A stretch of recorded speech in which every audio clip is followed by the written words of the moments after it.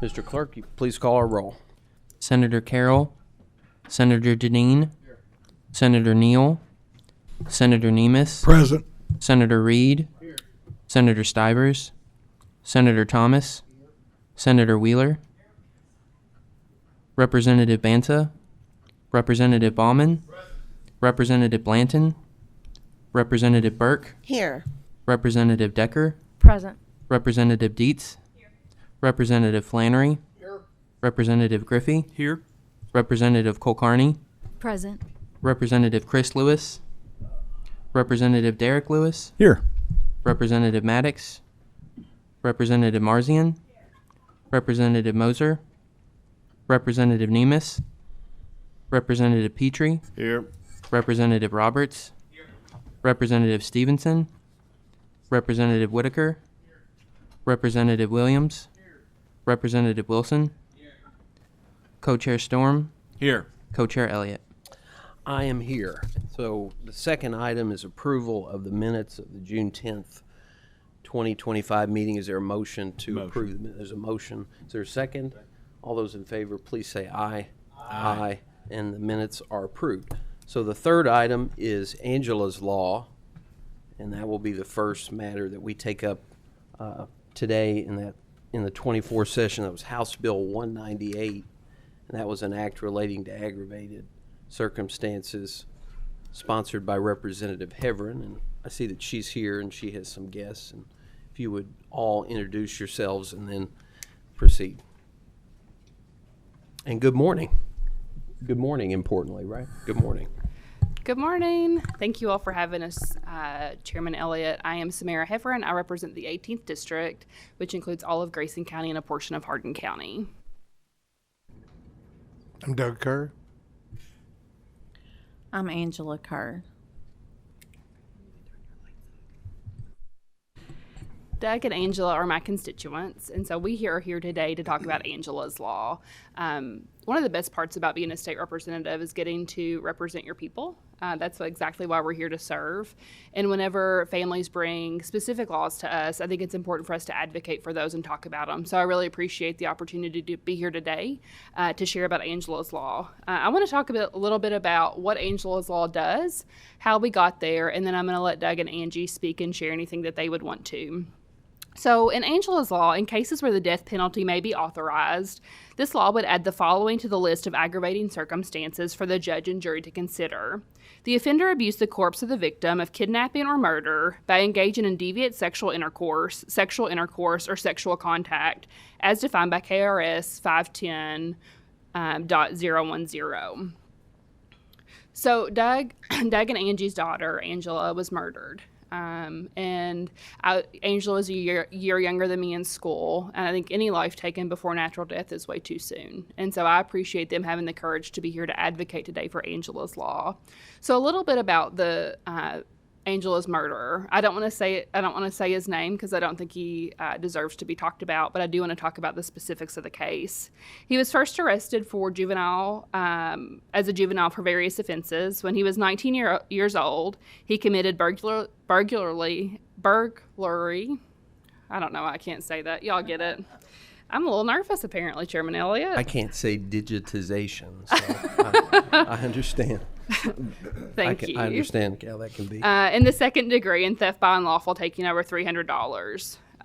The offense date was January to February 2008, and a total of a 6-year sentence. When he was 20 years old, he was charged with robbery in the first degree, and he received a 10-year sentence. He was sentenced to prison after both of those offenses, and he basically spent the entirety of his 20s in prison. He was released on January 5th, 2021. The offense that he committed was between March 11th and March 12th of 2021, 2 months after his release. He was 31 years old. He has spent approximately 1 year of his adult life out of prison. When he is approximately 51 years old, he will again have a chance to be paroled.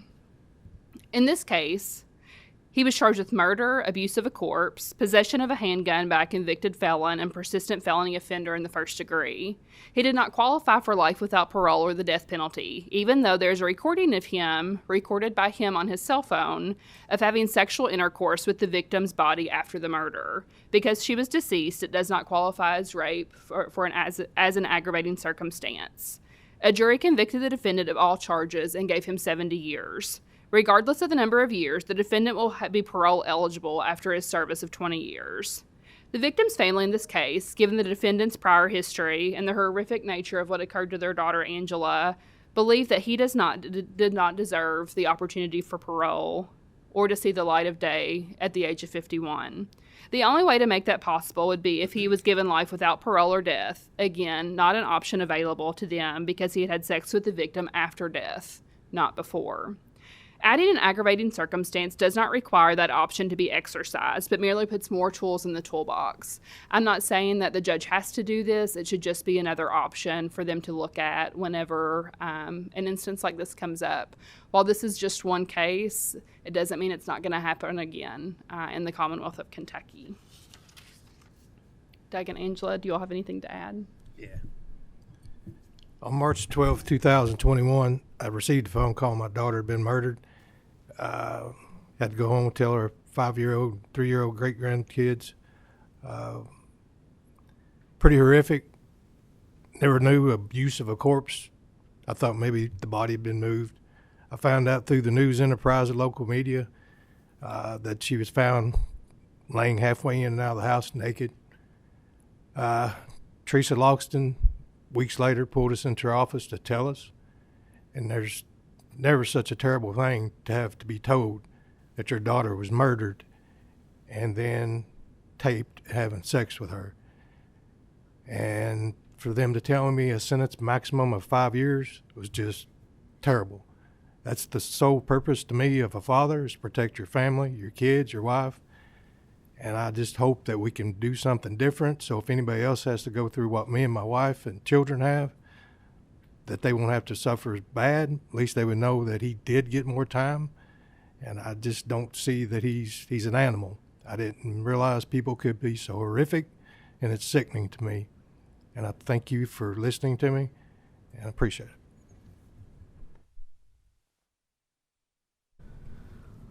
I agree with my husband. It was terrible. And as Samara said, his prior, he got 6 years for robbery. But he committed sex with her after she died, and she's not considered human. I don't think that's right. She's still human to us, even today. So we do think that law needs to be changed. And I appreciate you all listening too. Well, thank you for your courage in coming forward, and you certainly have my sympathy and the sympathy of the committee. That's just a horrible thing that happened, but you're trying to make a difference through it, and I think that's the important thing here. Is there any discussion that any member may have? Senator Wheeler. Thank you, Mr. Chairman, and I can't imagine what you all are going through, and that's one of the most horrific things I've ever heard in my life. It's a shame, frankly, that somebody with a recording like that you can't just haul them right out of the courthouse and let everybody know what you should do with somebody like that and make them no longer of this world. I hope and pray. I think, Samara, this is a good bill. This really lets the public know that in the Commonwealth we stand for law and order, and we're not going to tolerate animals like this within our society. And I think that if anything, if we can try to expedite the punishment of criminals in the maximum way in cases like this, I would think that we should try to move forward with additional legislation to make sure that people like this get to hell a lot quicker than what they're going. Thank you, Senator.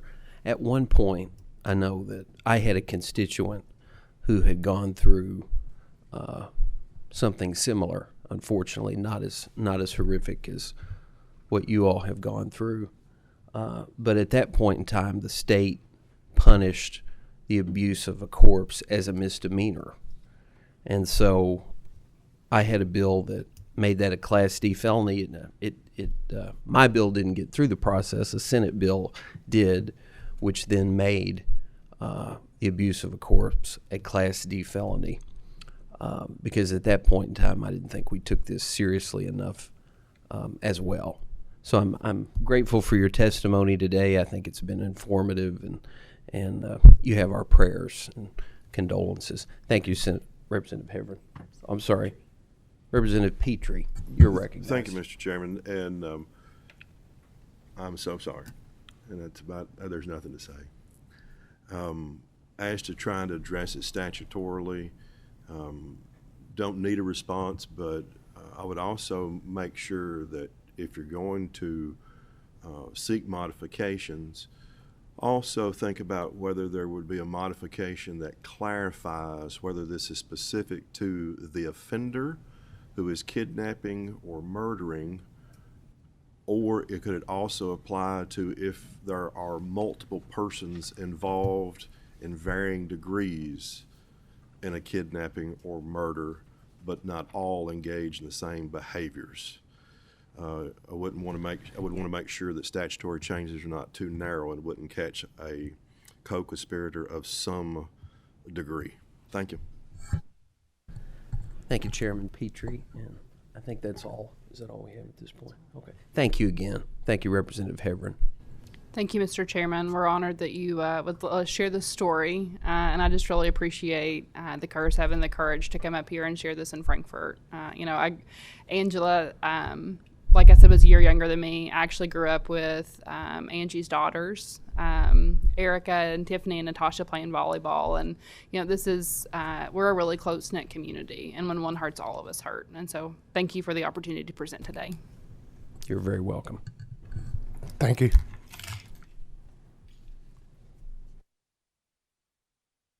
KRS Chapter 202C, and we have several presenters for that. If you would please come forward, and you'll be recognized, and if you'd introduce yourself, and then you can proceed.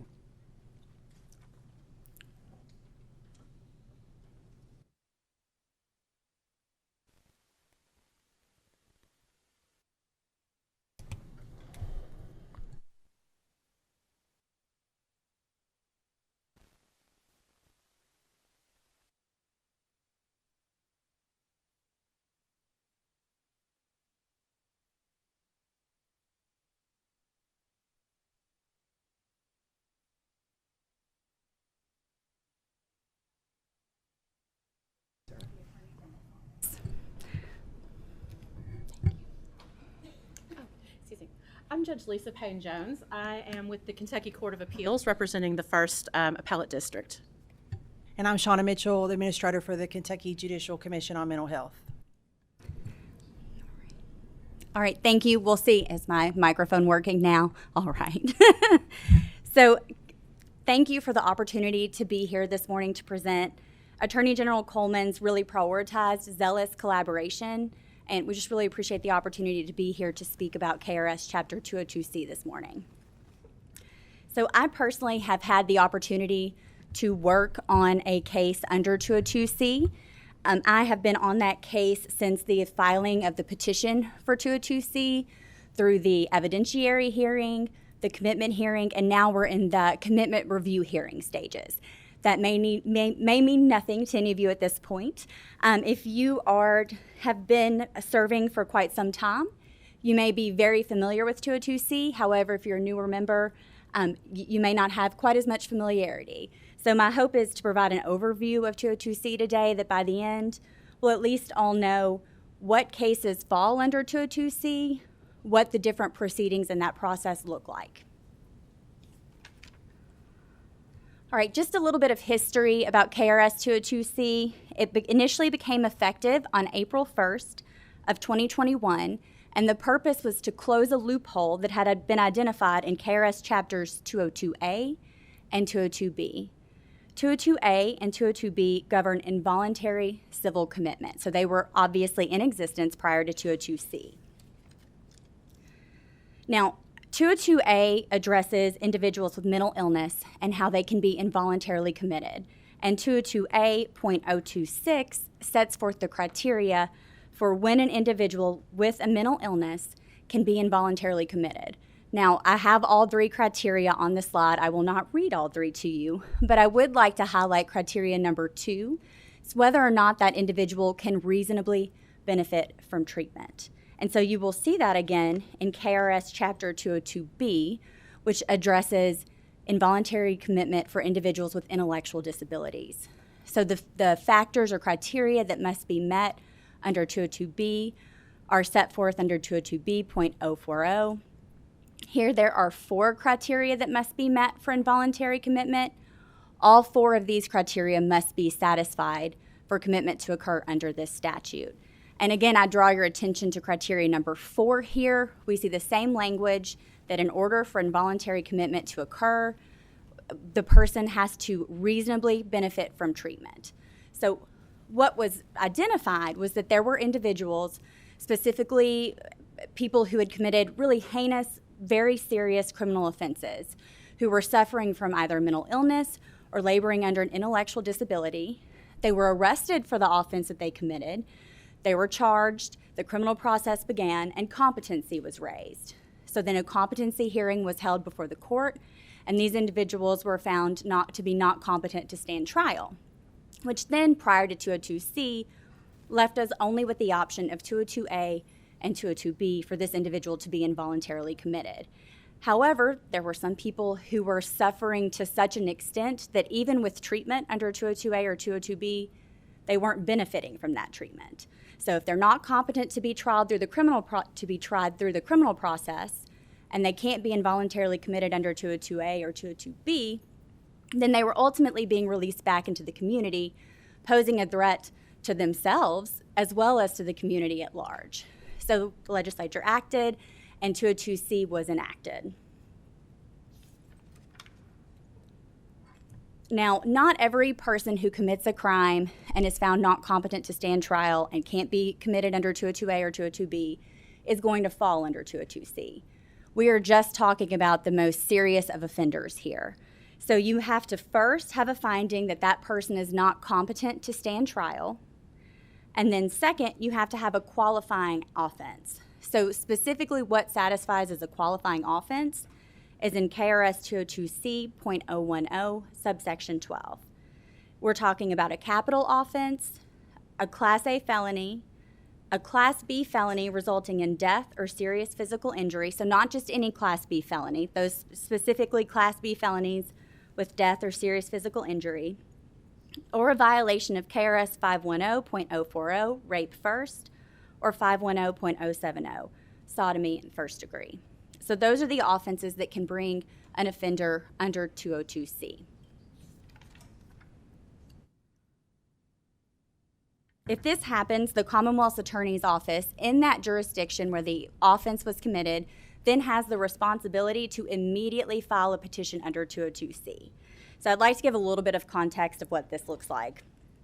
So let's say we have someone who committed a murder, but that individual, because of either mental illness or intellectual disability, is not competent to stand trial. They can't go through the criminal process. Therefore, they have been found not competent to stand trial. They've committed a qualifying offense. We're talking about a murder. They would be under 202C. So the Commonwealth Attorney's Office, who has been prosecuting that murder case, then has the responsibility of filing a petition under 202C to start the 202C proceedings. Once that is done, we proceed with the evidentiary hearing and commitment hearing, which I'll talk about here in a moment. Once the petition is filed, the court then has a responsibility to assign a guardian ad litem to represent the needs and best interest of the respondent, and this is not a replacement for the defense attorney. So a respondent going through 202C proceedings has both a guardian ad litem as well as a defense attorney representing them. Now, do note the use of respondent here. Obviously, if we're going through a criminal proceeding, we're referring to the charged individual as a defendant. Under 202C, we're talking about a commitment proceeding, so we are referring to this individual as a respondent. I am primarily a career prosecutor. I told you I've had a case under 202C. I cannot tell you how many times I have said that incorrectly throughout those proceedings. So just note that change. Now, once that petition is filed, the time starts ticking. There are very strict quick deadlines under 202C. So once the petition is filed under 202C, an adversarial evidentiary hearing must be scheduled and held within 20 days, excluding weekends and holidays, of the filing of that petition. So the clock starts with the petition. During those 20 days, several things need to be completed. Discovery has to be provided by the Commonwealth to Respondents' Counsel, and witnesses have to be lined up. The evidentiary hearing has to be ready to go within 20 days. Now, importantly, this will differ down the road, but the respondent can stipulate to potential guilt and waive the evidentiary hearing. This stipulation cannot be used against the respondent in further criminal or civil proceedings. The purpose of the evidentiary hearing is to really examine that charged defense that brings them under 202C to begin with. So the purpose is to determine whether or not there's sufficient evidence to show that the respondent is guilty of the charged crime.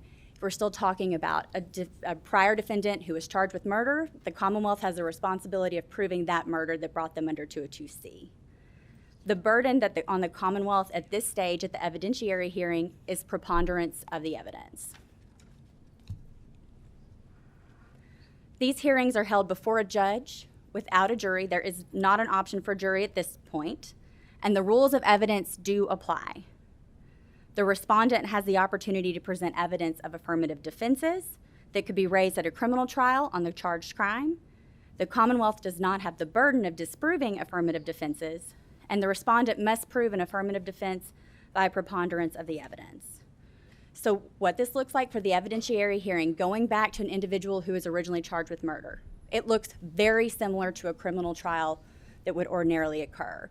The rules of evidence apply, so you have to prove the chain of custody for any evidence. If there's a victim in that case and the victim can testify, they'll be called to testify. Detectives will be called, individuals from the lab, and then the respondent and counsel will have an opportunity to cross-examine those witnesses and present proof as well. So the evidentiary hearing is very similar to a typical criminal trial. Now, at the conclusion, if the court determines that sufficient evidence has been presented to support a finding that the respondent is guilty of the charged crime, we then proceed to the commitment hearing. And the court must schedule the commitment hearing within 20 days again, so the same timeline, excluding weekends and holidays. Within that 20-day period from the evidentiary hearing to the commitment hearing, an examination has to be conducted or evaluation of the respondent. So 2 qualified mental health professionals, at least one of whom is a physician, must then meet with the respondent, form an opinion as to whether or not that respondent meets the criteria for involuntary commitment, and then generate a report and submit that to the court. That report is then disseminated to the parties that are involved as well. So, and that report has to be submitted 7 days prior to the commitment hearing. So if you're still following with me, you have an evidentiary hearing, and then about 13 days later, that report has to be completed. So the mental health professionals have a tight timeline to get these evaluations completed and their reports submitted. And then 7 days later, the commitment hearing must be held. Now, by 2 qualified mental health professionals, what that looks like in practice is you're talking about a psychologist and a psychiatrist. So you'll have at least one physician, a psychiatrist, and then a psychologist as well typically will be assigned. I know there is at least one court that has in their order stipulated that the 2 evaluators need to both be psychiatrists. Now, notably, if following the evidentiary hearing, the court determines that insufficient evidence has been presented to support the finding that the respondent committed the charged crime by preponderance of the evidence, the court must order the immediate release of the respondent. There is no discretion here.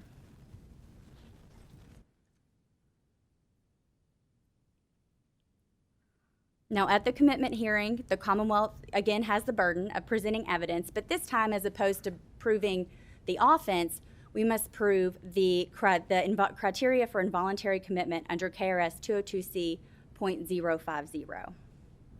Again, at this commitment hearing, the respondent and their guardian ad litem have an opportunity to testify, present evidence, and cross-examine any witnesses. Once again, the rules of evidence apply. And here, though, the standard of proof is beyond a reasonable doubt. So we've gone from preponderance of the evidence at the evidentiary hearing to beyond a reasonable doubt at the commitment hearing. Here, the proceedings shall be heard by a judge unless a party or the guardian ad litem requests a jury. So at the commitment hearing stage, there is the option for the proceeding to occur before a jury, which is not available at the evidentiary hearing. Also, it differs because the commitment hearing shall not be waived. So these commitments hearings must occur. Now, the criteria for involuntary commitment are contained in 202C.050. When this was initially enacted in 2021, all 4 criteria had to be proven in order for involuntary commitment to occur. The or that is highlighted on the slide was initially an and, so it was mandatory for all 4. This statute was amended effective July 15th of last year of 2024 to change that and to an or. So currently, only one of the 4 criteria outlined must be proven beyond a reasonable doubt to substantiate involuntary commitment under 202C. So the criteria here are A, we've got the respondent presents a danger to self or others as a result of his or her mental condition, or B, the respondent needs care, training, or treatment in order to mitigate or prevent substantial physical harm to self or others, or C, the respondent has a demonstrated history or recent manifestation of criminal behavior that has endangered or caused injury to others, or has a substantial history of involuntary hospitalizations under 202A or 202B prior to the commission of the charged crime, or finally, the 4th potential criteria is a less restrictive alternative mode of treatment would endanger the safety of the respondent or others. So I'd like to draw your attention to criteria C. Here it mentions chapters 202A or 202B, which we discussed earlier. Those prior involuntary hospitalizations can trigger one of the criteria. Additionally, the recent manifestation language that's highlighted on the slide, that was not originally included in the criteria in 2021. That was one of the amendments that was effective last July. If following the commitment hearing, the court finds that sufficient evidence has been presented that beyond a reasonable doubt at least one of these criteria have been met, the court shall involuntarily order that the respondent be involuntarily committed, and the cabinet is required to place the respondent in a forensic psychiatric facility designated by the secretary. In Kentucky, currently, we have one forensic psychiatric facility, that is Kentucky Correctional Psychiatric Center, or KCPC as we typically refer to it, and that's on the grounds of Luther Luckett Correctional Complex. Now, that's not the end of the inquiry. So we've had the evidentiary hearing, we've had the commitment hearing. We don't just say this person's been involuntarily committed and not look any further. There is a very strict schedule set forth in the statute for review hearings just to make sure that that continues to remain the appropriate placement for the respondent. However, 202C.060 subsection 1B does provide another mechanism for review.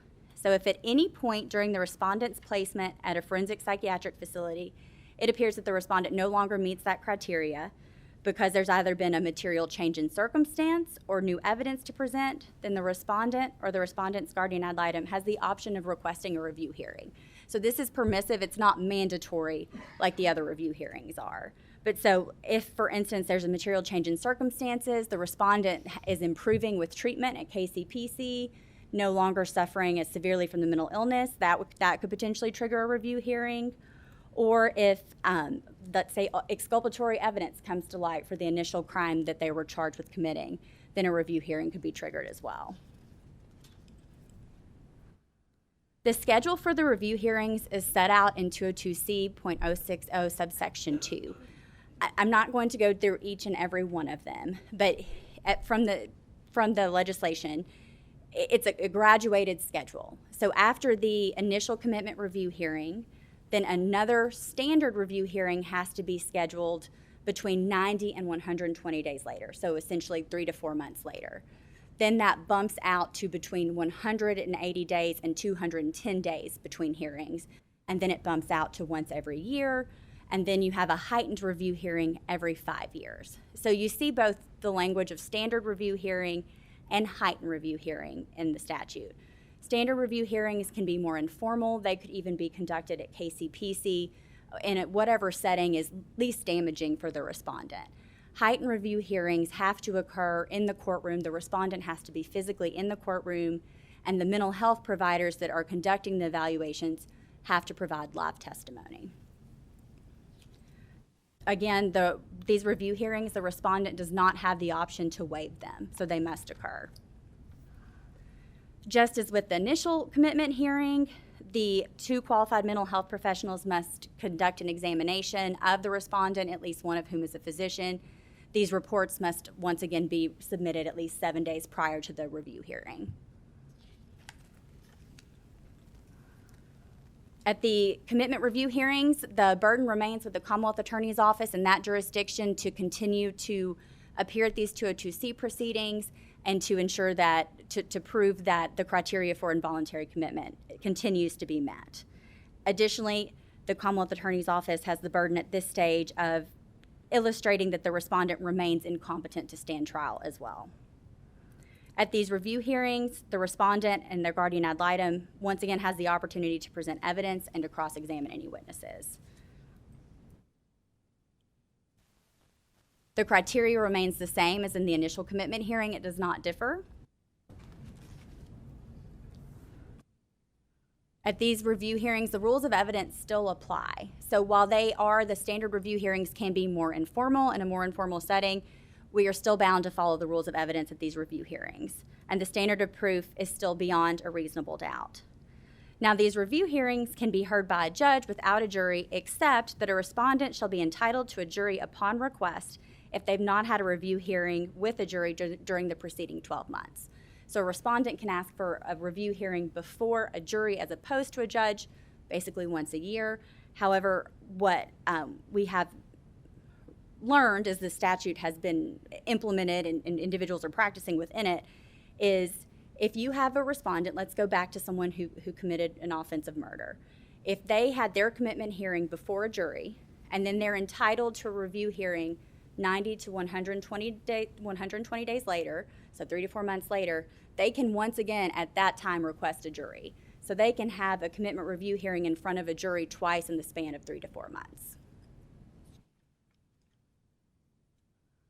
At the conclusion of each of the standard review hearings, the court once again makes written findings of fact concerning whether or not the criteria for involuntary commitment under 202C continue to be satisfied based upon proof beyond a reasonable doubt. If the court makes that finding and the Commonwealth has presented sufficient proof, the court must enter an order authorizing the continued care and treatment of the respondent at a forensic psychiatric facility. However, if the court does not make this finding and the requisite proof has not been presented, the court must enter an order requiring the respondent to be discharged. So if you have someone who has been going through 202C for a number of years and that criteria at a subsequent hearing is not met, they must be immediately discharged from the forensic psychiatric facility. And these review hearings continue to occur per the statute as long as an individual continues to meet the criteria for involuntary commitment. So that's just a general overview of the process. I'm happy to take any questions at this time, and if not, if you would rather wait and hear from the Honorable Judge Jones, that works as well. You can proceed, Judge. Thank you. Thank you. So Ms. Dallam's done an excellent job of providing you with an overview of 202C as it's currently written in Kentucky law. And I'm grateful for the opportunity to continue the conversation, outlining judicial considerations around the involuntary commitment process for individuals who are charged with a qualifying offense. So thank you, Chairs Elliott and Storm, for the opportunity. As Ms. Dallam explained, prior to April 1st, 2021, criminal defendants who were found incompetent to stand trial were subject to involuntary commitment, under 202A. However, KRS 202A, as she explained, contains a provision that a mentally ill person may only be involuntarily hospitalized if he or she can reasonably benefit from treatment. This presented a perceived loophole in the statutes when an incompetent defendant cannot reasonably benefit from treatment. KRS Chapter 202A would not then allow for involuntary hospitalization. After an incident in which an individual allegedly committed crimes after being released from a psychiatric hospital due to this inability to benefit from treatment, the General Assembly enacted House Bill 310 during the 2021 General Legislative Session, creating KRS 202C. 202C has had one change since its original passage in 2021, and that occurred under House Bill 5 last year. That change directly impacted the eligibility criteria for commitment. At the Judiciary, we've had 4 years now to implement 202C across the state. Since then, there have been 34 commitments to the Kentucky Correctional Psychiatric Center under 202C. 20 of those patients have been discharged, 14 remain committed. 2 of the discharged have been brought back, re-indicted on their initial charges. And of those 34 cases, speaking from an appellate judge standpoint, opinions have been rendered, I believe, in 2 cases that were brought before us on appeal, and there are still 13 appeals pending of those 34. So some considerations that have been brought to the court's attention based on those appeals around 202C include timeline challenges. The statutory deadlines for hearings and discovery, they can be difficult to meet in practice, and which can place a strain upon the courts, upon the evaluators, and upon the parties involved. There's a GAL requirement. A guardian ad litem or a GAL must be appointed before the evidentiary hearing, but the GAL doesn't participate in the proceedings until the subsequent commitment hearing. So this can create procedural confusion and inefficiency. Additionally, there appears to be a lack of clarity on what the role of the GAL is, whether they're acting in the best interest of the respondent or whether they're acting as a neutral party, as a friend of the court. There's also a question that's left vague in the statute over who pays for the GAL and how much does the GAL get paid. There's also a burden of proof issue. The evidentiary hearing uses a preponderance of evidence standard rather than the beyond a reasonable doubt that we typically think of in a criminal trial. And there's disagreement on what the burden of proof should be. There's also criminal defendants or respondents are allowed to use the insanity defense during the commitment hearing, and that appears to conflict with the intent of 202C, which is not centered on criminal culpability, but on public safety and treatment. There's also lack of a clear appellate process.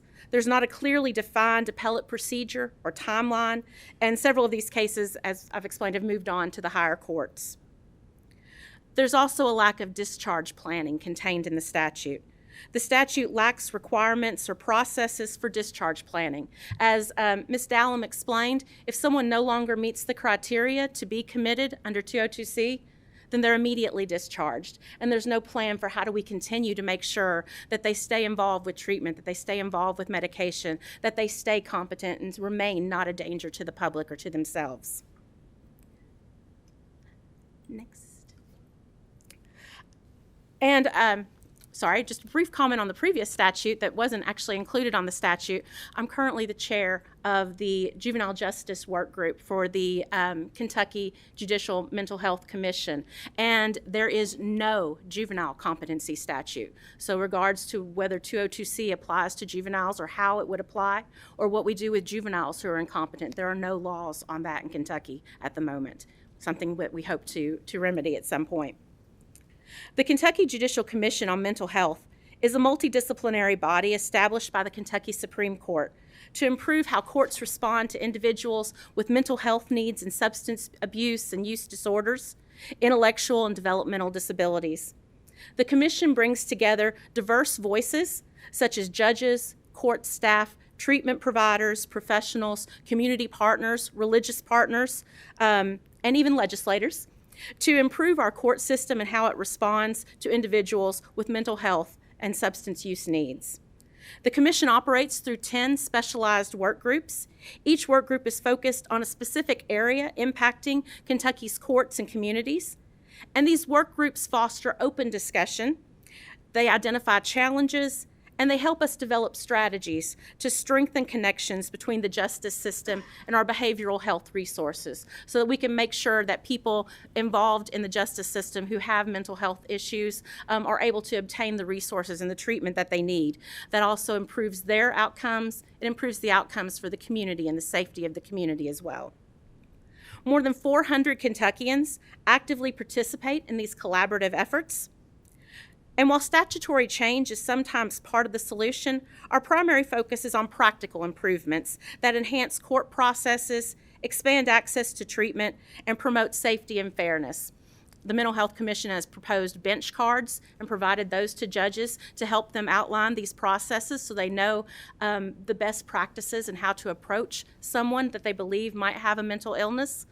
It also has developed communication cards and things to help our providers engage in treatment, and also looked at every community and tried to identify resources that are statewide and are now trying to target resources available in individual communities. So if someone has needs, we know how to refer them to the best help available. One area currently under review is the 202C process.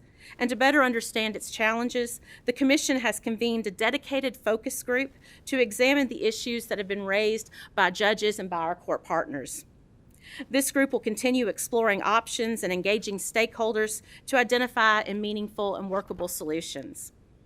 So again, I thank you for the opportunity to share with you all today, and we welcome your questions and are grateful for your continued support. Well, thank you very much for the informative presentation, Ms. Dallum and Judge Jones. There is some discussion. Senator Carroll.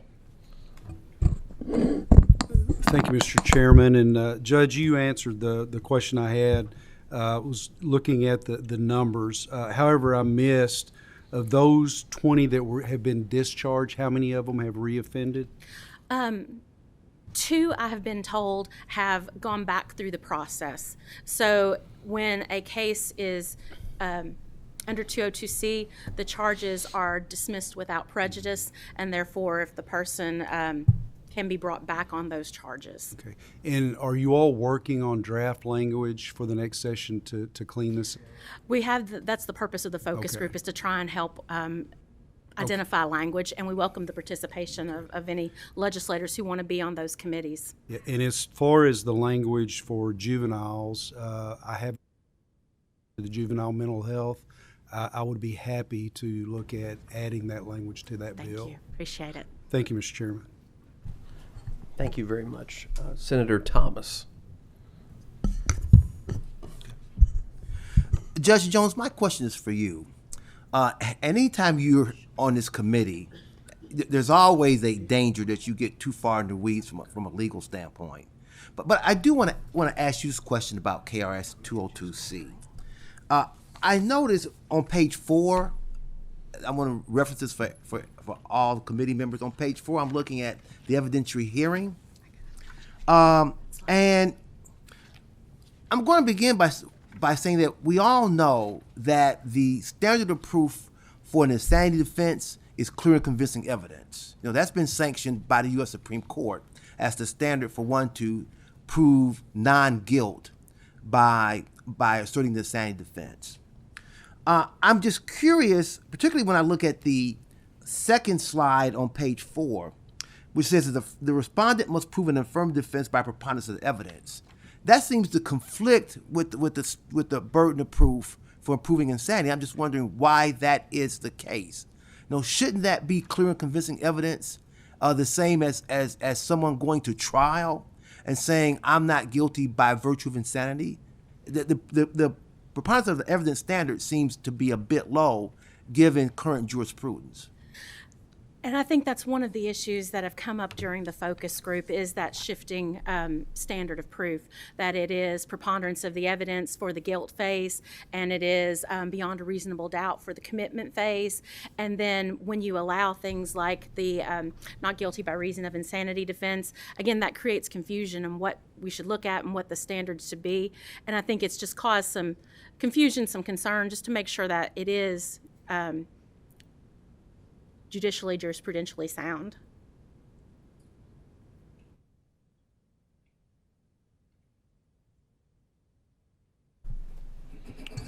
Representative Kulkarni. Thank you, Chairman. Thank you all for this very informative, informative presentation. This is an area of law I'm very unfamiliar with, so I appreciate the education. I had two questions for you, Ms. Dallum, and then one for you, Judge Jones. I had a question specifically related to the physicians and the evaluation process. So I wanted to check, is there a list or some statutory, reference for these physicians in terms of, are they restricted to certain conditions that have been enumerated? They are not. What is typically happening in practice is prior to the commitment hearing, the respondents are housed in KCPC. Typically, there are psychiatrists and psychologists that are affiliated with KCPC who are conducting these evaluations. And then my next question is there a process, whether in statute or in practice or policy, for evaluating and eliminating conflicts of interest between physicians and the people that they're evaluating? So I am not aware of any process. I don't know if that would fall back upon their professional responsibilities and their ethics to then highlight that if there was some sort of conflict. But there's nothing set forth in the statute. Okay. And then, thank you very much. And Judge Jones, you had mentioned one of the, issues is timeline challenges in terms of how long these appeals are taking. So how long is it taking for an appeals process, a typical process right now?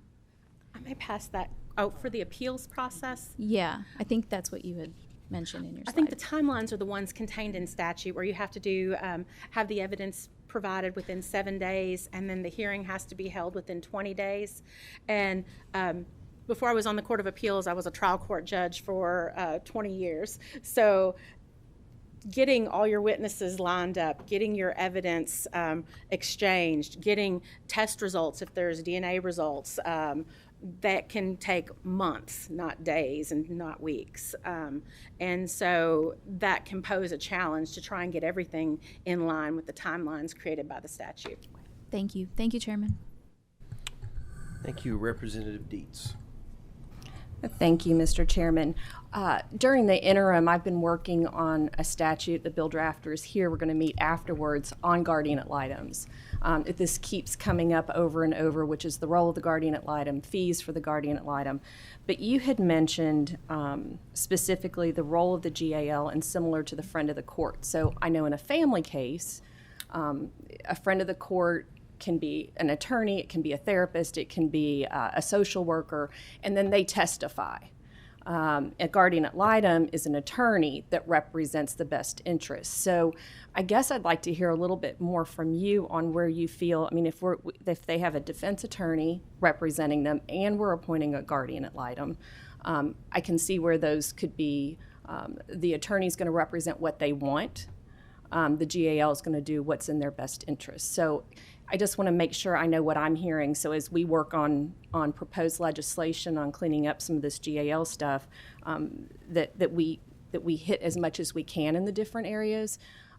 So I don't know if you can expand on that a little bit on what you're seeing with that. And I don't know that I've ever heard of a friend of the court being appointed in these cases. So maybe I misunderstood that as well. I think sometimes there's confusions among the guardian ad litems themselves, and the courts have noted this on the focus group as part of the concerns, is just what exactly is the role of the guardian ad litem. Sometimes guardian ad litems can act in a friend of a court role, kind of as that neutral party and just advising the court and giving, I've reviewed everything, I've spoken to everyone, and this is what I see. And other times they're acting in what is the best interest of the respondent. So just, I think people wanting clarification as to, in these cases, what are we expecting of the guardian ad litems? Are we expecting them to be neutral parties to advise the court, or are we expecting them to look out for and advocate for the respondent's best interests?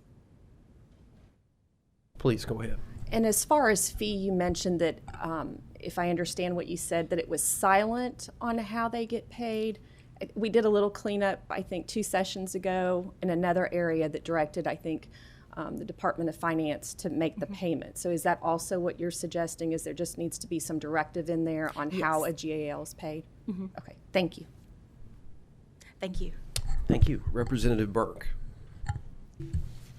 Thank you all for this presentation, and it's been a pleasure to be involved in some of the meetings of the Judicial Commission. I've really learned a lot by tuning in and listening to some of those meetings.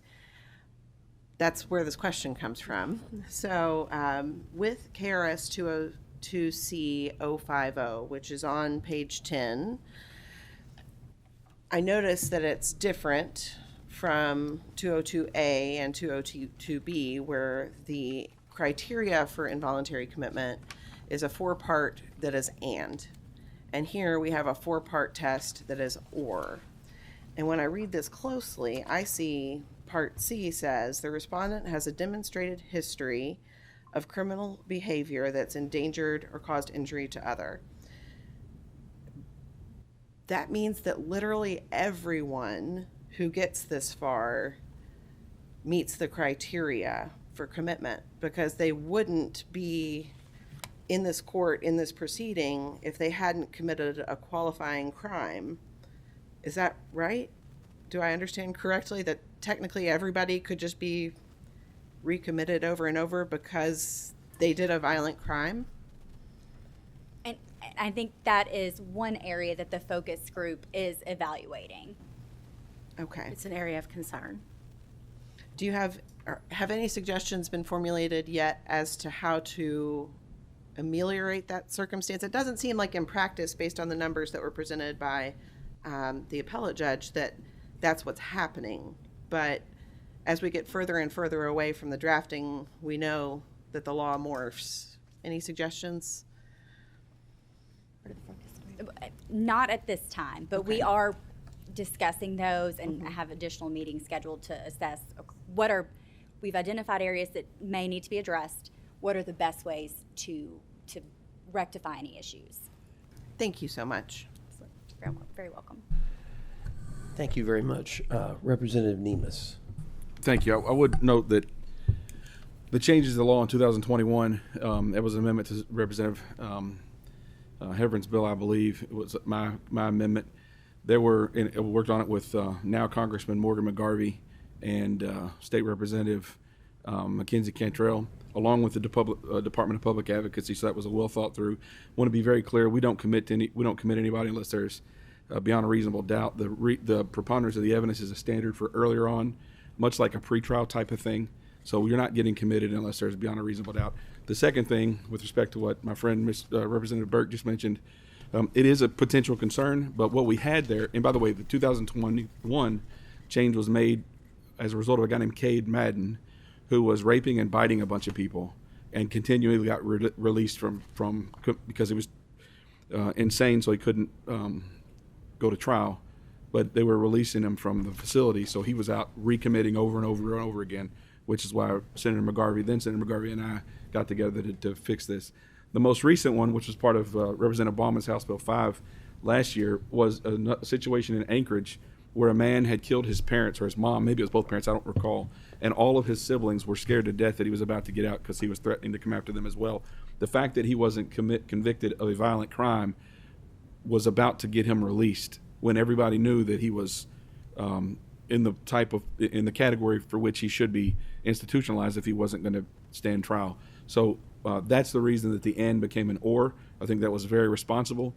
We still have the discretion on the judges and the prosecutors to move forward against those types of persons, but we cannot make that an and, because sometimes, obviously, the person committed the first crime that they've ever committed, and if they are of the particular category, we don't want to have to wait till the second and third crime, especially when it's such of a violent nature as it was in the Anchorage situation. So those were good changes. Those were thoughtful changes. They were run through prosecutors and the Department of the Public Advocate, and so I think any effort to move back will be met with pretty strong resistance. Thank you, Mr. Chairman. Thank you very much. Nobody else so far. And just one other point, I think that, as you pointed out, Ms. Dallum, the application of this statute is only to persons who are charged with very serious crimes. That is correct. And so, what's her last name? Ms. Mitchell, do you have anything? I think I may have skipped over you earlier, so you may have had some comments.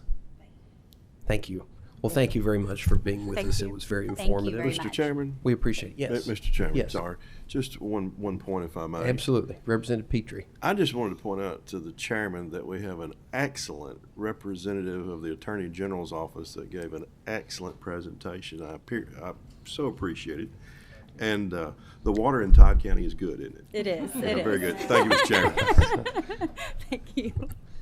Thank you very much.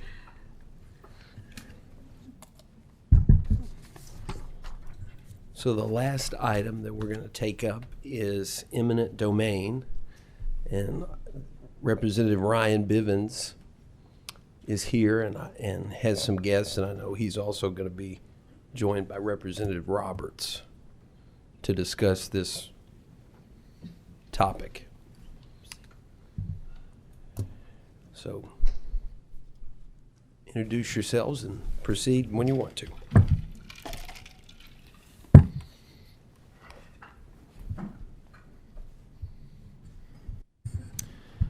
Thank you, Mr. Chairman, members of the committee. My name is Ryan Bivens, representative of the 24th District, which includes Greene, Hart, and LaRue County. Going to come to you today and talk to you about eminent domain. I've got a couple of guests here with me. I'm going to let them speak and tell their story first, and then we'll kind of summarize at the end. So turn it over to Ms. Rebecca Steele.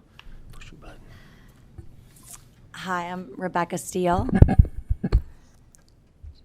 And I'm here to speak on behalf of my community, Bourbon County and beyond, and my family. I'm from a long line of farmers, actually founding farmers in California. I've spent half my life here in Kentucky. Eminent Domain took land from my family in California, my great-grandparents actually. And there were times that my mother and grandparents had to live very frugally in the years when the crops were down. When the crops are up, that land is more valuable than the amount of money that's given for eminent domain. It's the future value of the land they're not compensated for, future income. It was not enough. My grandparents passed away when my mom was in her late 20s, and she had to sell more land due to inheritance taxes, and then we came here to Kentucky. And it was hard to find the property we wanted. We had to invest quite a bit in infrastructure, covered arenas, fencing, quite a bit. Could not find the property exactly how we needed it for the purposes of cattle and horses. My mother was put over $400,000 into the dam of her lake a couple years ago. She was looking at future income of maybe doing a wedding venue when we caught wind of the threat of eminent domain. She completely stopped spending because any improvements, we were not going to receive the value of that. Anybody who has sold farmland, I'm a real estate broker. People are surprised often that they're tobacco barns and such. The value is not in the building, it's in the value it brings for income. So our whole community, there was houses that had just gone on the market. They sat. Everybody was frozen. Your choices in life became, frozen. We needed more transparency as to what was going on. We needed to know if we were going to be compensated, that it was going to be fair and enough, because you can't just pick up your farm and move to the same thing. It's not that easy.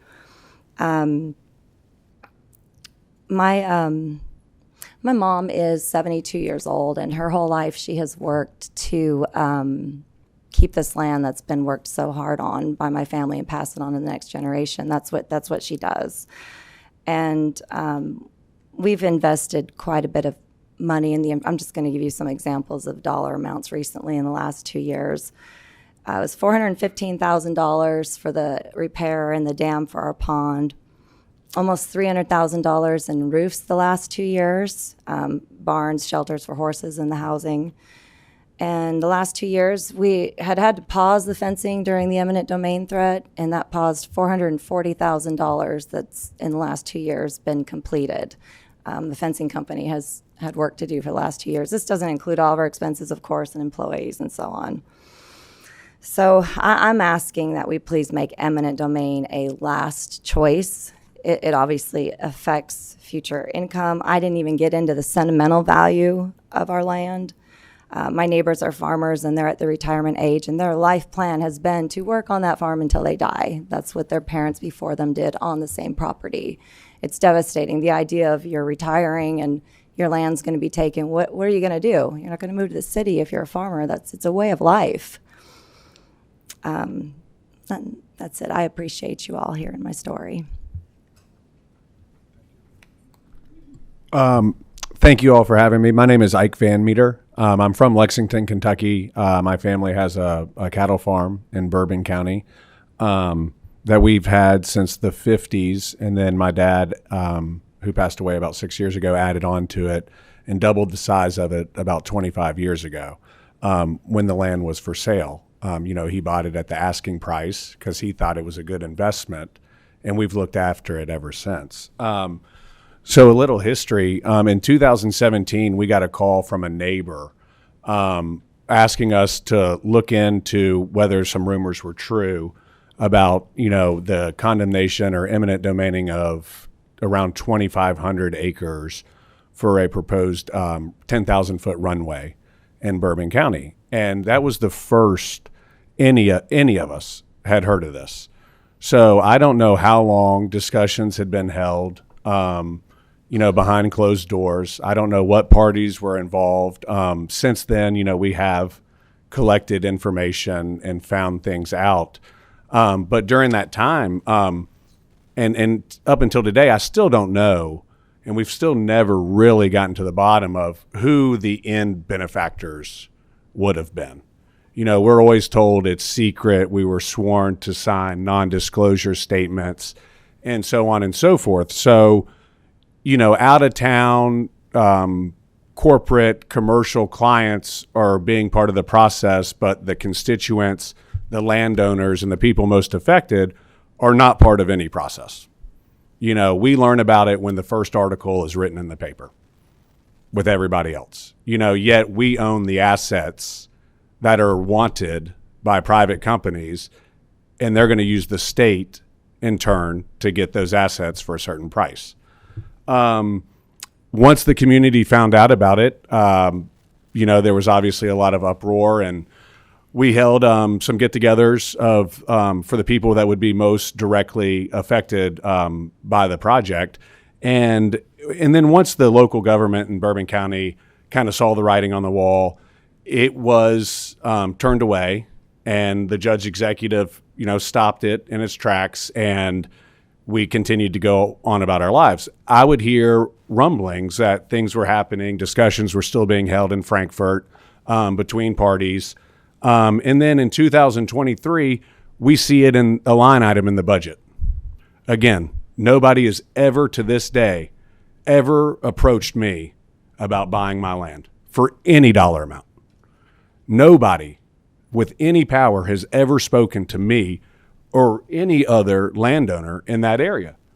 We don't have any information on, again, who these private, it was going to be a P3 partnership. We have no idea who the private partners were, right? We don't know who the end benefactor is of these projects.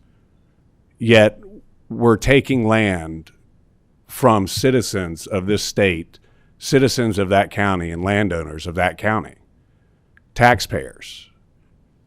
It is my belief that this should be a more open process that should be open to the affected parties from the beginning.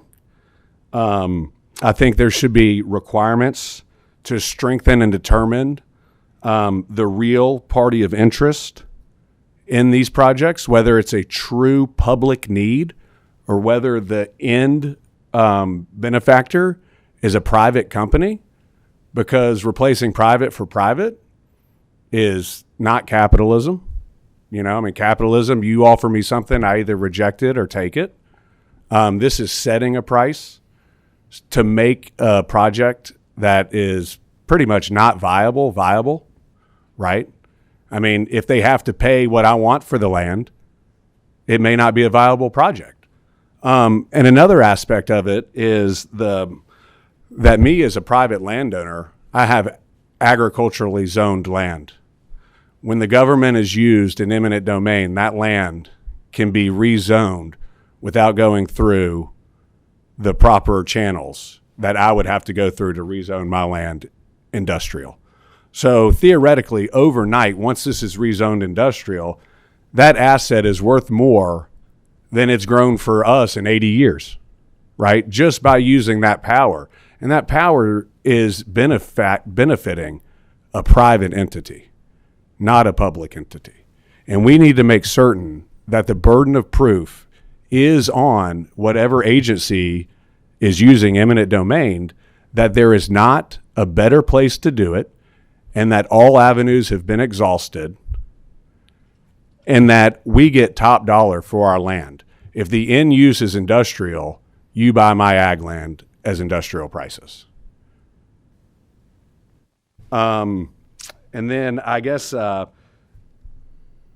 it is supported by the Kentucky Farm Bureau as of now. You know, I kind of got lost there. I apologize. And to piggyback on what Rebecca said, you know, we get lost too, and we make it all dollars, you know, and this idea that, you know, we've taken time out of our schedules and our businesses have suffered because we are very hesitant to reinvest in these businesses if they are that fragile and can be taken that easy from us. You know, it is very, very hard to put in dollars to something that may or may not be taken. And for it to have happened twice within 6 years shows me a true lack of care of this issue, because the community said no once. It just simply went from the local government to the state government, and the same thing occurred with little to no information again. You know, to this day, the second one happened in 2023. To this day, without our own digging, we asked, we're not given any information. We still don't know what the true want was. We've heard things all over the board, military, private, DHL, you know, a million things, but nobody's, I mean, I'm not going to say, it's just, we've never been told, you know, and nobody is coming out and saying, hey, let's have the conversation. So that's where we are today. We feel like there needs to be changes, and this is the start. Thank you all. I want to start off by sharing these two stories. These are personal people that have been personally affected by eminent domain. And I'll be the first to say, I think all of our role in government is to help, not hinder. You know, oftentimes we think about economic development. We think about building new roads. We think about utilities. Those of us in agriculture, we enjoy every bit of that. I enjoy having nice roads. I enjoy having clean water, and I enjoy having lights in my house. And I enjoyed going in last night and having cold air conditioning in the house. You know, we enjoy utilities. Sometimes it's not just a big project that gets affected. It's a small project. I had a personal dealing with my father-in-law's farm where the state took a piece of road or a piece of land to build a road, straighten a road. The sad part is, as a business person, as a farmer myself, for those of you who don't know, I'm a full-time farmer. But as a farmer and a businessman, before I use an asset most of the time, I have to pay for it. Over the process, this ground was taken from my father-in-law. Construction started. The road was built before a price was ever agreed upon what was going to be paid. Now, that's wrong, folks. You treat people the way you want to be treated.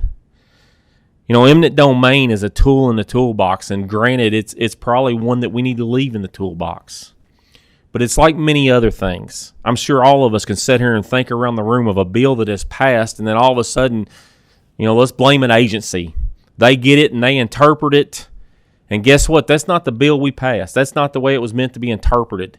Sometimes things get pushed, that gray area gets a little further. So last year I introduced House Bill 630, and I didn't bring that up today and have it in your docket because I wanted to put it out there for discussion. You know, a couple of things I think that wanted to do is, first of all, let's look at fair market value.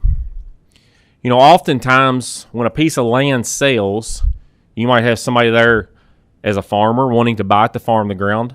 a developer wanting to put in a residential, industrial, or commercial development, or maybe you have some other use comes out. That is a fair system, an auction system. It's not right for somebody to go in through eminent domain and say, well, we're going to give you this for a piece of ground because that is what that ground was being used for. You know, it's no different. Let's take all of you have some type of retirement system. Let's go in and saying, well, you did this, so we're only going to pay you this much for it. In a lot of cases in agriculture, most farmers, their land is their retirement.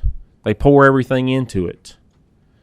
The big difference is, and we can talk about other things being taken, a house or something like that. The problem is you can go build a new house. Lots of times you can't find a piece of ground that is similar to what that farm is. And oftentimes when you look at it, when roads are built in, there's adverse effects that comes to the rest of the ground that is left there if they take a part of it from that land. Another big thing that my bill addressed last year that I think is sad, and sitting with a group at the Judiciary Committee, I think you all have all seen this and experienced this before, is a lot of times when someone sues you, you have the opportunity, if the court rules in your system, you can ask for damages. You can ask for your legal fees back. You make an investment. That's not allowed when it comes to eminent domain cases. There was a farmer in southern Kentucky who fought an eminent domain case. They was wanting to take a piece of his farm to put in a road, whatever it may be. He fought it in court, wound up winning. Amassed over $250,000 in legal fees.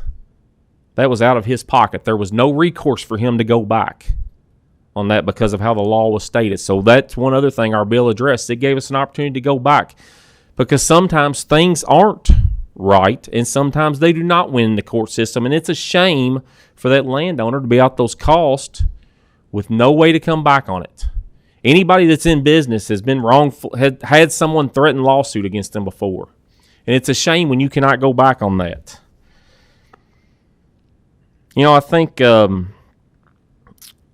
we talk about oftentimes, and I think all of you can appreciate this in our jobs, we need to remove emotion from it. We need to remove emotion when we make decisions. But it's pretty challenging sometimes for those of us in agriculture to do that. And we get real sensitive when you start talking about eminent domain and taking my ground. I laugh. Most people, if they followed me through a rural countryside, they would think I'd been stopped off the local joint and had a few brewskis or something beforehand, Representative Nemus, because I might be swerving on the road. But oftentimes it's because I'm enjoying the views of a piece of crop ground or pasture field, because that's what I do and that's where my love and appreciation's at. You know, it's hard to remove that emotion because you do get emotionally attached. Because I can't tell you the number of nights this spring, and I can sit here and tell you this has been the spring from hell for a farmer. You think the rains have affected you, you ought to be trying to put a crop out this spring. But the number of nights that I've gone in that my kids and my wife have been in bed, and the number of mornings, the next morning I leave out and they're still in bed. And it's not because they're sleeping long hours, it's because I'm not sleeping much at all. Because when the weather's right, you have to make it go. And the only reason we do that is because we have a love for the land.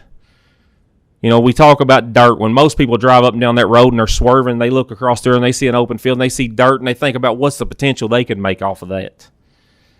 But it's not dirt. Dirt's what we get on our clothes. That's soil. In Kentucky, we're blessed with some of the finest soils with a very great growing environment. And we have to protect agriculture.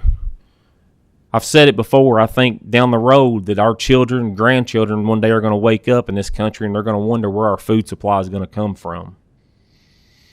You know, this is not going to solve all the answers, but I think this is the first step in doing so, and we've got to be able to protect those. We got to respect that. We talk about economic development oftentimes, and we talk about what we need to create jobs. You know, as a farmer, I've got 9 full-time employees that couldn't go to town and make the amount of money they make working for me right now. So I'm a job creator. You know, I'm running a multi-million-dollar business that turns over in that rural economy. That it's known that rural dollars, ag dollars, turn over 8 to 9 times in a rural community. We have to protect that, and we've got to start looking at agriculture not as that open piece of ground of what we can do to put blacktop or concrete over it. we got to think about what it does for the economy. And it's not just about looking at that piece of ground. You know, last year when I introduced this, I raised some awareness, I think, with some utility companies. And I wanted this for discussion. It's not attacking anybody out there. It's about bringing them to the table. You know, when I go out and dig a ditch across my farm, the first thing I have to do is call 811. And oftentimes, everybody else has to do that. But one thing they don't do, and I'm never notified of it, but I can't tell you the number of times that I've had a utility pole set through drainage tile systems, that oftentimes it's what we put under the ground. We go in and put this stuff in, and we got to think about this. We got to stop looking at agriculture as what we can do, how we can better that ground and understand what it means for our ground. We've just experienced some of the worst flooding this year in our state ever. And I've told people, a lot of times you got to think about the amount of concrete, blacktop, roof lines that we put up. That's less ground water that's infiltrating in the ground. It's running off. You know, so it's also about environmental. But I think this is just one step, and I wanted to start the conversation today. And I appreciate Mr. Chairman, the committee. I appreciate your all's time, and I would be happy to open for questions from now and turn it over to Representative Roberts if he has comments. Yes, thank you, Mr. Chairman. I just wanted to expand beyond the scope of agriculture, and to say I concur with these individuals is an understatement. Eminent domain has been vastly abused, not only in Kentucky, but throughout the United States, and farmers, poor, and minority communities are usually the ones who take the brunt of that. It's been more than 20 years since Kelo versus City of New London was decided. For those who are unfamiliar with this case, Suzette Kelo worked her entire life to get a little pink house in the City of New London in Connecticut. The city initiated eminent domain proceedings not for a road, not for a community center, not for any government use, but to transfer ownership to a private multi-billion-dollar corporation. Ms. Kelo, represented by the Institute for Justice, took this all the way to the United States Supreme Court, and unfortunately in a 5-4 decision, the Supreme Court incorrectly held that it is constitutional for the government to take one's private property to transfer to another private entity. Since then, we've seen several states, Kentucky included, enact reforms in order to try to add protections. Some of the best states that have done it, Florida and Virginia, they truly represent the property owners. But here in Kentucky, our efforts, unfortunately, did not go far enough. We still have requirements that allow individuals to have their property taken to be given to other private entities. We have instances of the burden being shifted to the property owner to prove the eminent domain is improper, where it's the government trying to take their property. It should be on us as the state to prove that what we are doing is truly necessary. And it's continuing to happen to this day. So the protections we enacted in 2006 were not enough. I can think about a 300-acre farm that was used for an industrial air park.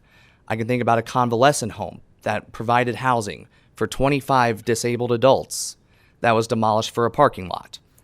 I can think of just last year where a widow of over 50 years in the same home has lost her home to a road expansion. She lost everything. She's facing eviction proceedings right now, and we have failed to offer adequate protections to property owners like Janet Arnett. And it's happening now in Boone County once again. On July 30th, the Transportation Cabinet has a meeting about an eminent domain project that would take the property of 14 families, including the families and current Korean War veterans, just for a sidewalk expansion.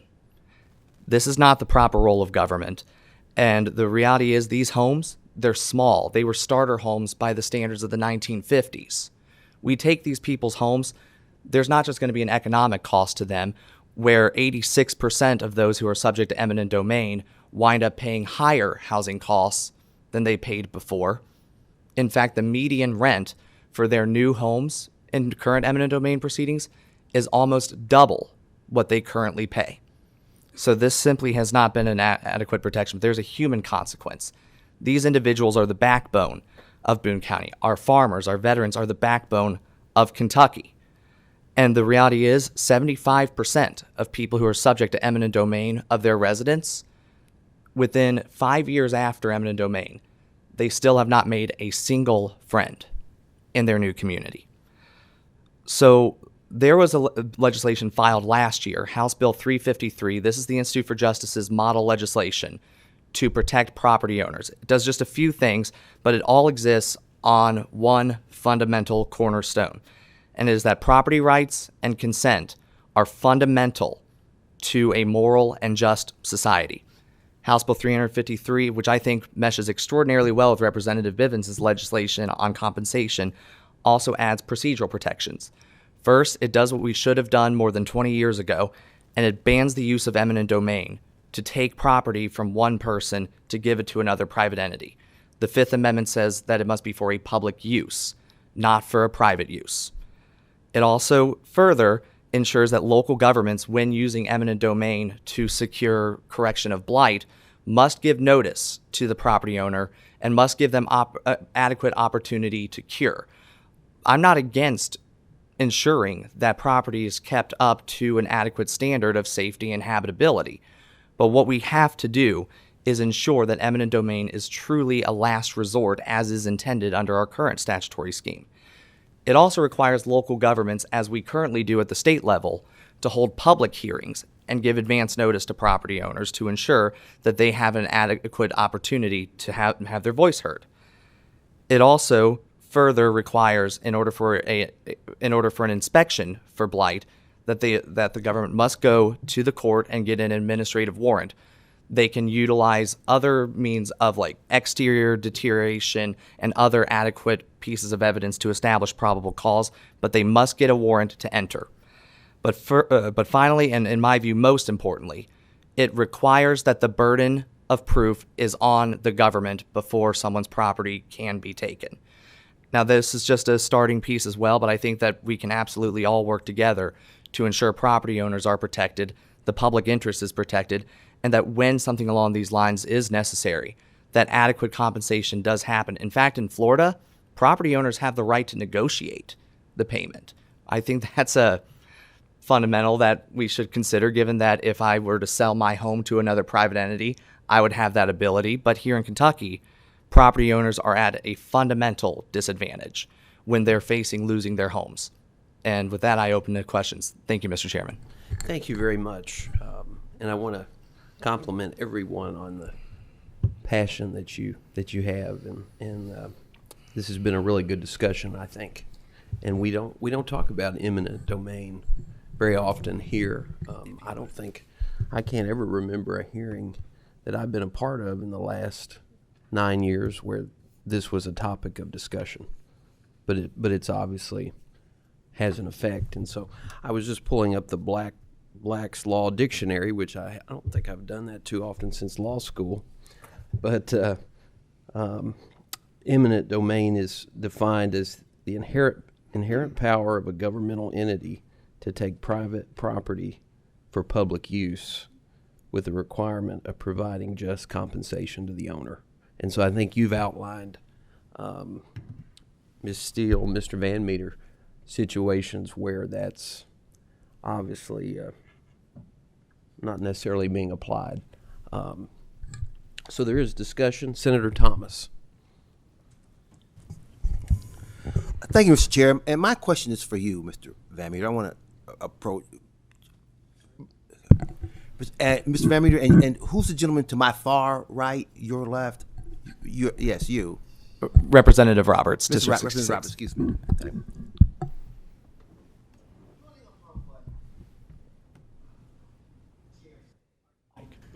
Building upon what the chair said, eminent domain has been enshrined in our Constitution since its inception, 1789. And the reason our founding fathers put that in the Fifth Amendment was to make sure that property that was going to benefit the public, would have a public benefit, provide public access to all, could be taken for the benefit of that public.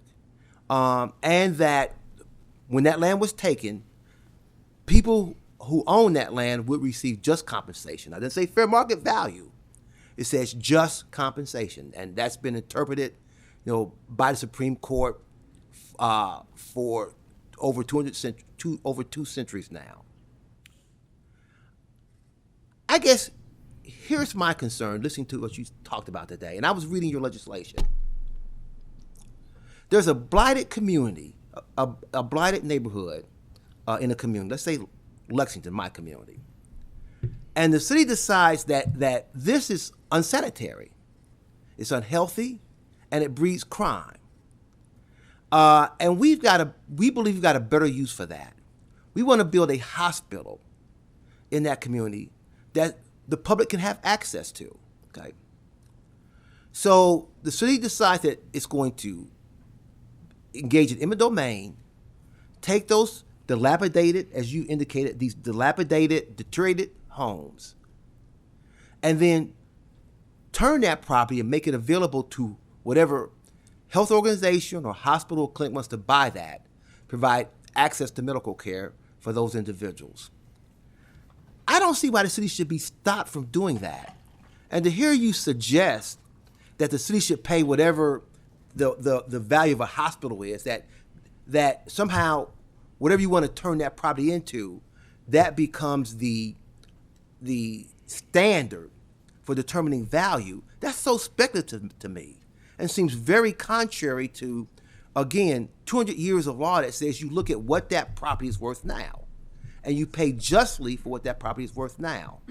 So why shouldn't the city be able to take that land, pay whatever that blighted, deteriorated land is worth now, and then turn that property or use that property for a health clinic or hospital that's going to provide benefit to the entire public? Answer that question for me. I think that may be more him. I was more agriculture based, but I didn't say anything about houses. So, one, House Bill 353 does not prohibit eminent domain. It first requires, in the instance that you're talking about, homes are in a state of blight. It just requires that the property owners be given the opportunity to cure. I don't think anyone should be against that, especially given that that is their property. If they are given 2 notices and opportunities to cure, they decide not to, at that point, eminent domain is acceptable. As to the compensation issue, the reality is this: the market exists on a fundamental notion of consent. It exists upon the idea that you own what is yours, and if we're talking about building a hospital, if a medical developer comes to me seeking to purchase my house, my calculation is going to be different than if I'm just looking at someone who just wants to purchase the property to be a dwelling, because they have different incentives. That's just how the market works. Now, as to the question of public benefit versus public use, the Fifth Amendment takings clause has not been used for over 200 years just for a public benefit. The exact text of the Fifth Amendment is, "Nor shall private property be taken for public use," not benefit, use, "without just compensation." For me, what is just compensation? My view of justice is that it's all rooted in consent. The notion that it's been transferred over to private entities, the Supreme Court had never interpreted the Fifth Amendment to allow that until June 23rd of 2005, exactly 20 years and 1 month ago, in the Kelo case, which, thinking of the consequences of it, I think we have to consider that this wasn't a home in blight. This was a well-maintained home that, by the way, the corporation, once taking possession of, never developed what they said they were going to develop. These projects are often completely disregarded, but as Sandra Day O'Connor said in her dissent, the specter of condemnation hangs over all property. Nothing is to prevent the state from replacing any Motel 6 with a Ritz-Carlton, any home with a shopping center, or any farm with a factory. Mr. Chairman and members of this committee, this goes well beyond the blight issue and goes to every single property owner in the Commonwealth, and we do not provide adequate protections to those individuals. And I believe that this bill absolutely gives an opportunity to address blight while also protecting those who have been good stewards of their property. Senator Wheeler. Thank you, Mr. Chairman. This is a very interesting discussion. I've kind of goes back. I'm actually involved in a condemnation case for an easement right now, and experiencing some of the same issues that you mentioned. And I really think what this discussion goes to in general is a discussion of really the concept of what is the appropriate level of damages for either a taking, or in some cases I've about quit taking property cases because no one ever ends up satisfied, because the measure of damages in that case, for those that don't know, is the cost of repair or the diminution in value. So, if you damage somebody's property and it cost them $200,000 to repair it, but only diminishes the value by, say, $50,000, you get the lesser of the two, which I do believe to some degree that goes back to English common law, but I don't know that we broke away from England because they weren't always right. So I think that really what you're getting at here really deserves, I think, a broader discussion, because I think a lot of times, and unfortunately, usually it happens due to some type of larger person with deeper pockets and greater political and economic influence being able to damage a person in some way or other, whether it be from taking their property via the state or a large corporation using their rights, either statutorily under eminent domain, to intrude on private property. And I think it also begs the question that if you are, for example, as you said, taking a piece of private property for, say, like a P3, a public-private investment, should not the property owner get a little bit of the upside too, rather than merely, having to take what the fair market value is at that time?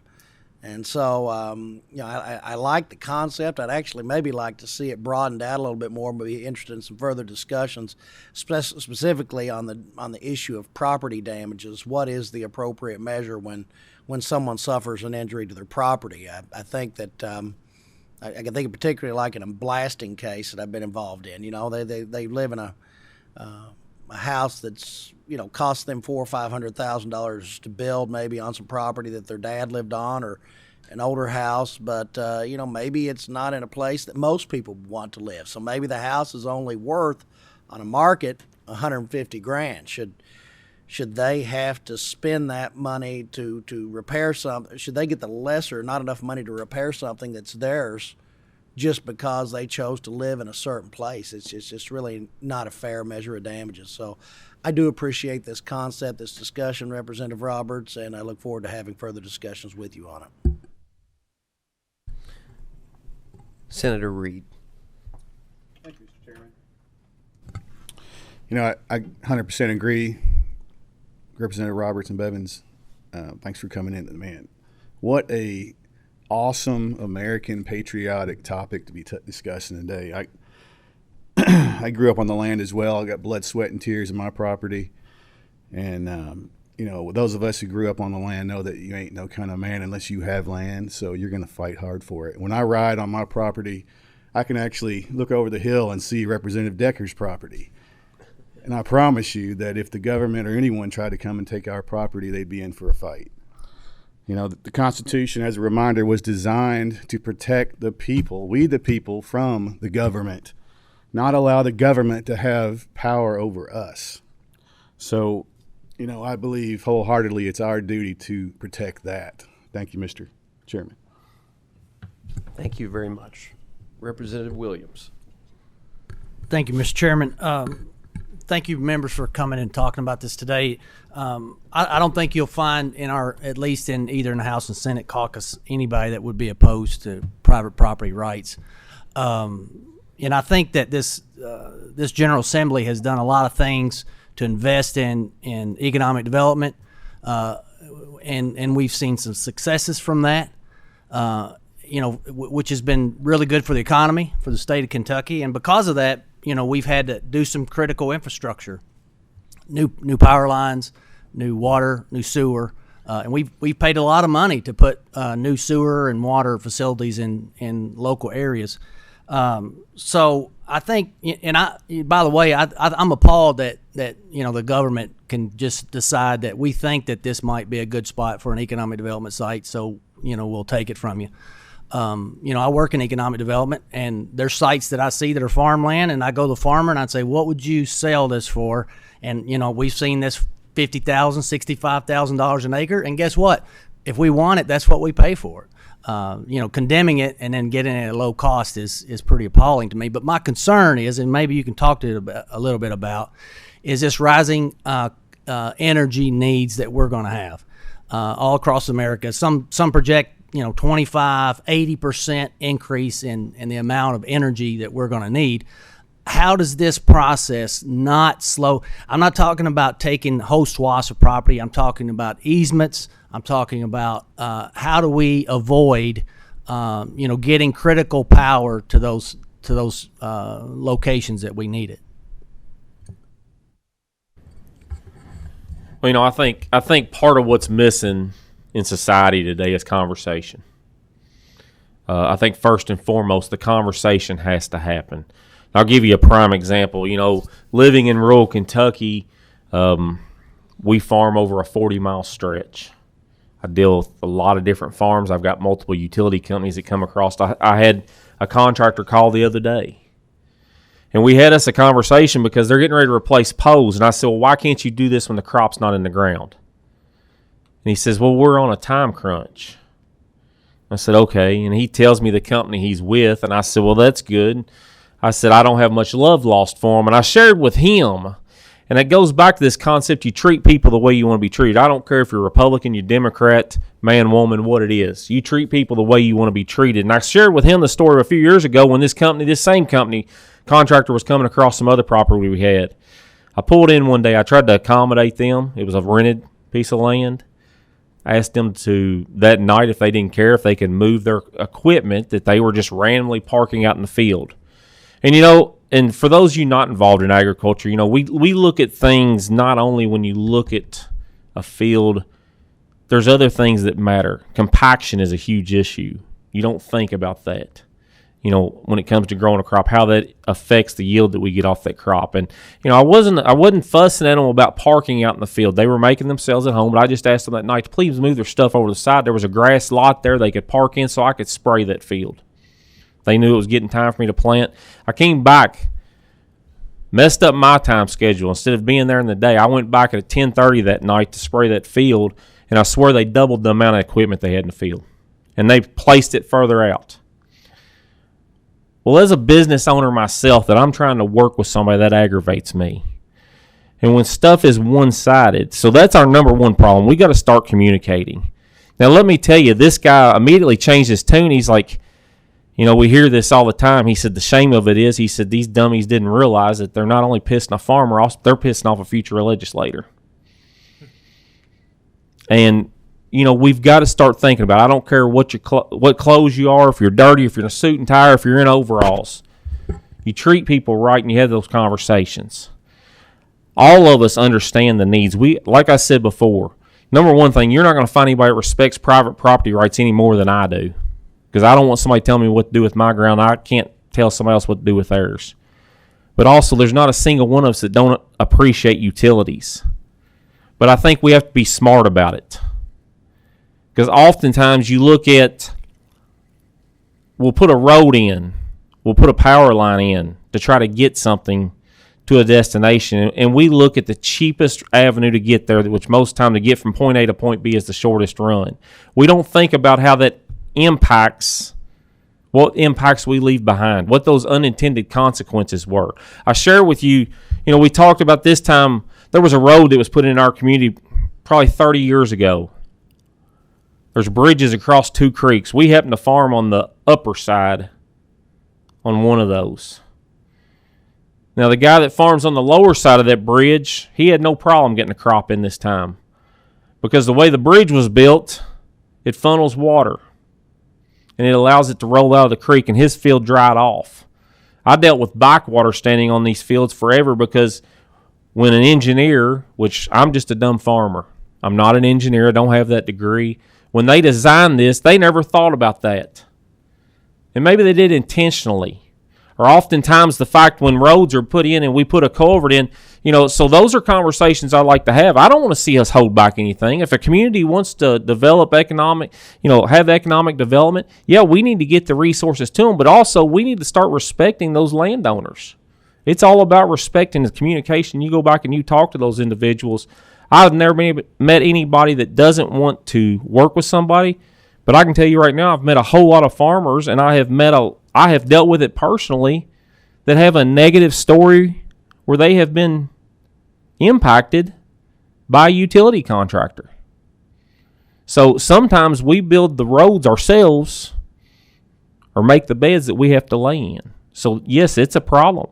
But I think in those instances, we need to be careful about using it eminent domain. You talk about pipelines sometimes. You talk about power lines. It's not just about what's on top of the ground. It's about the massive amount of money that has been invested under the ground. Drainage tile is something nobody ever thinks about, and that's a huge investment. You could be looking upwards of $1,500 an acre, and you start talking about thousands of acres. We've invested a lot of money putting those systems in. And one hole drilled in the wrong spot ruins that whole system.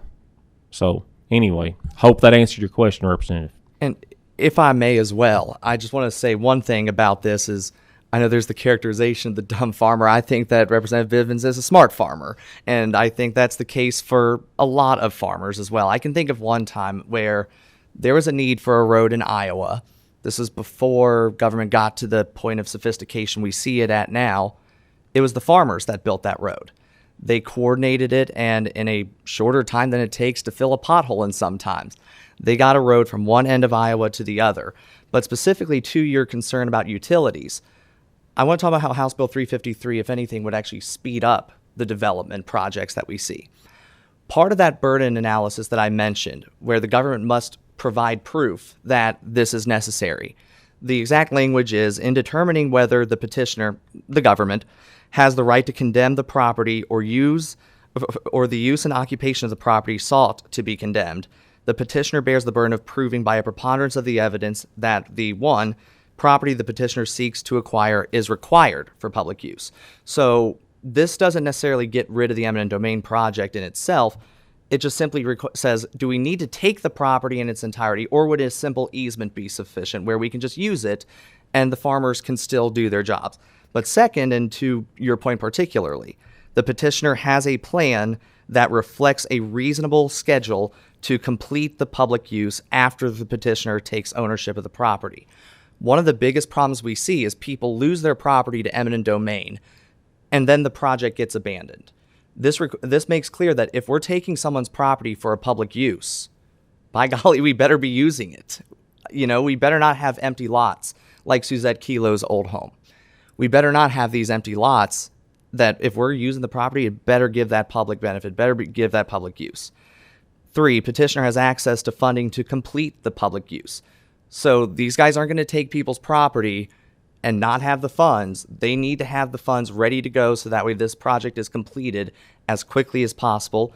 And 4, public use cannot be accomplished by using or acquiring other property with the consent of the owner of the other property without an unreasonable delay or increase in cost. So this actually focuses on streamlining these processes as well, but also protecting the property owners. Representative Kulkarni. Thank you, Chairman. Thank you all for being here today and presenting on this topic. Thank you, Ms. Steele and Mr. Van Meter. I remember our discussion earlier this year. Representative Bivens and Representative Roberts, thanks for bringing it. Rep. Roberts, I think this might be a rare occasion where I agree with you conceptually. But this is a very broad concept, and of course the devil is in the details, right? The idea of eminent domain is going to look very different on your land, any of your properties, than it might in Louisville or Lexington. And so I want to understand, I have a couple of questions just related to the bill itself. Is this a model bill? So is this something that has been implemented in other states? And the reason I ask that is because Kentucky is unique. Every state is unique. Is there some way to tailor it more to the needs that we have specifically?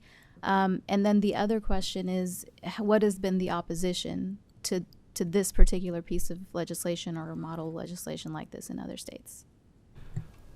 Thank you for the question, Representative. So this is a variation of model policy. So I did tailor it a little bit. I'm open to amendments to make sure that it's more of a Kentucky-centric model that adequately protects Kentucky property owners, of course. As to the question of implementation in other states, similar legislation, none of which is identical, but similar legislation exists in actually a majority of states. Currently, we rank 38th in protection of property owners. So 11 states are worse than us in this category. And the reality is the 37 other states, they all have some variation of language like this. I think that this language is adequately tailored to ensure that the needs of local communities are met. That said, I am open to suggestions. The opposition largely was from corporate interests in these previous states. However, the public outrage after the Kelo decision was so vast that a whole lot of these provisions were soon after Kelo. Florida adopted it in 2006. I believe Virginia was 2012. New Hampshire was 2006 as well. So there's been a lot of states that really rapidly did this. Of like, yes, there is opposition to it, but the reality is that consent is a principle worth fighting for. Thank you. Thank you, Chairman. Thank you. So I don't think we have any more discussion lined up or any other questions. So thank you very much for the presentation today. Very informative, and we appreciate it. So we'll stand adjourned.